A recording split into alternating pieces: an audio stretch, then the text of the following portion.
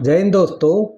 20 अप्रैल 2022 को COSRA ने 517 project जो प्रपोजल्स थे उनको रिजेक्ट कर दिया था और कहा था कि सर्कुलर 144 के अनुसार आप नए डेवलपर की नियुक्ति कर सकते हैं और यदि आपको पुराना ही डेवलपर अगर चाहिए तो उसको सर्टेन NOC दे के उस डेवलपर की भी नियुक्ति कर सकते हैं। लेकिन अब कैसा है, बहुत सारे प्रोजेक्ट में नए डेवलपर्स की नियुक्ति हुई है, उन्होंने अपने प्रपोजल डाले हैं और बहुत सारे प्रोजेक्ट में डेवलपरों की नियुक्ति चल रही है।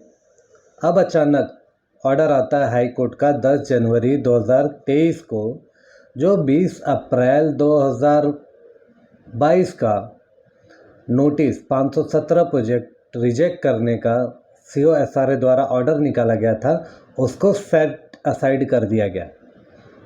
उसमें कहा गया कि COSRA ने अपने पावर्स, उनके पास में जो महाराष्ट्र स्लम एक्ट 1971 सेक्शन 13 में जो पावर्स थे, उस पावर्स का इस्तेमाल प्रॉपर ढंग से नहीं किया। इसमें COSRA को शो कॉज नोटिस हर एक डेवलपर को करके उनके अलग अलग मुद्दों के हिसाब से उनको 13(2) करके चेंज ऑफ डेवलपर का ऑर्डर देके उनको निकालना चाहिए था। अब अचानक एक ही नोटिस में 517 डेवलपर को निकाल देना, ये लॉ के अगेंस्ट में है।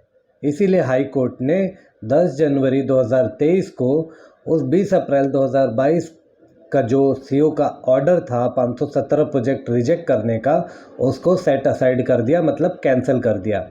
अब जिसमें डेवलपर्स जो भी प्रपोजल डाल के बैठे थे वो फिर से अपने पोजीशन पे आ गया, मतलब उनका प्रपोजल फिर से कहते हैं स्टैंड ऑन हो गया।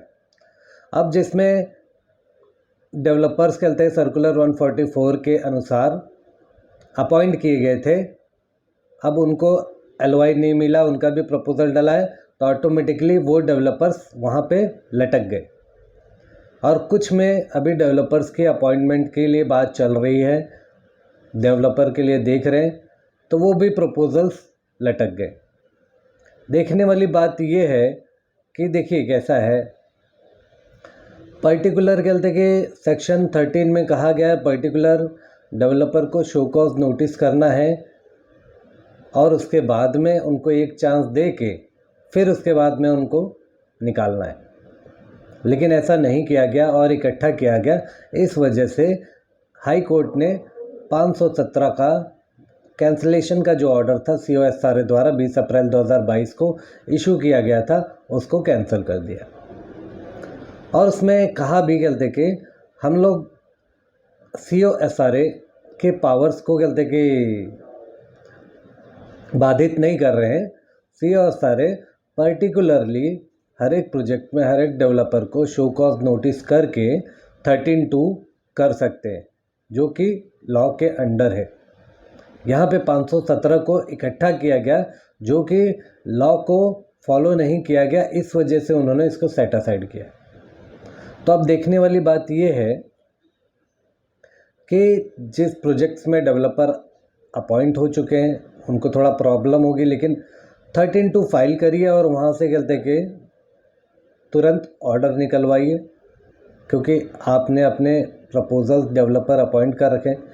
जिस प्रोजेक्ट में डेवलपर अभी तक आपने अपॉइंट नहीं किया है तो उस प्रोजेक्ट में 13(2) करना बहुत ज़रूरी है। 13(2) फाइल करें और उस पर ऑर्डर ले CO से। परेशानी क्या है, जब आप 13(2) के लिए फ़ाइल करते हो SRA में, तो एक 2 साल निकल जाते हैं, कोई सुनवाई नहीं होती। ये कैसा है, बहुत ही स्लो एक्शन, मतलब बोले काम ही नहीं करना चाहते, ऐसा एक्शन है SRA द्वारा 13(2) के ऊपर। लेकिन अब 13(2) के लिए आप कैसे कहते हियरिंग लगा सकते हैं, कैसे ड्राफ्टिंग होगा, कैसे फॉलोअप करना है, ये सब की जानकारी आप हमसे ले सकते हैं। अब बात यहाँ पे है कि CO को हाई कोर्ट द्वारा अपने पावर्स को इस्तेमाल करने के लिए निर्देश जारी किया गया है। अब COSRA इस पे पर्टिकुलरली हर एक प्रोजेक्ट को शो कॉज नोटिस करके उसका 13(2) करके उनको निकाल सकते हैं। अब डायरेक्टली वो वहाँ से शो कॉज नोटिस सबको इशू करना चाहते हैं 517 को, या पर्टिकुलरली सोसाइटी को फाइल करना चाहिए 13(2). अब इसका निर्धारण उनको करना पड़ेगा।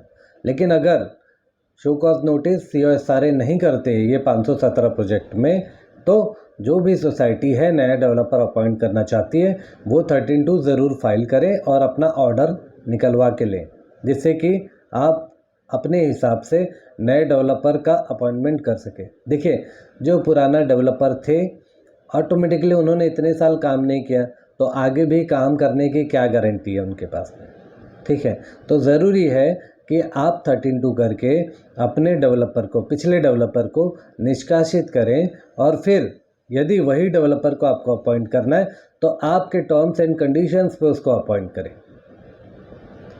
तो आपने जान लिया कि जो 20 अप्रैल 2022 का 517 प्रोजेक्ट पे 517 प्रोजेक्ट को रद्द किया गया था वो फिर से जीवित हो गए हैं। हाई कोर्ट ने COSRA के ऑर्डर को कैंसिल कर दिया है, रद्द कर दिया है। तो इसलिए 13(2) करना आप लोगों को अति आवश्यक है हर एक प्रोजेक्ट में।